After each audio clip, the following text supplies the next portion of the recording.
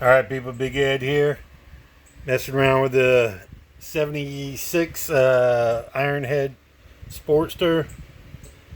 Peace people.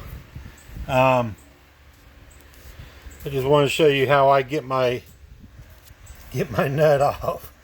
That didn't sound right. This nut right here for the clutch hub. I took a piece of bar stock, aluminum bar stock. This was some kind of mount, and I just cut it in half, and you wedge it in there in between those grooves.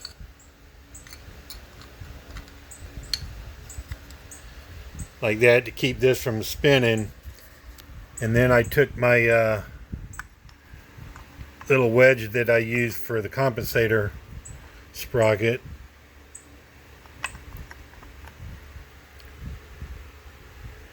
You tuck that down in there so it don't spin, and then just take your socket and undo the nut.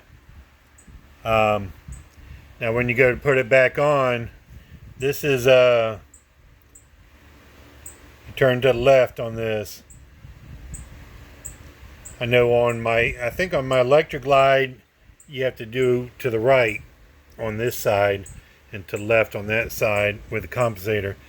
But when you go put it back on, you want to turn this piece, put it on that side, so when you go to turn, it'll keep it from spinning. Hope this helps somebody out there. Peace out.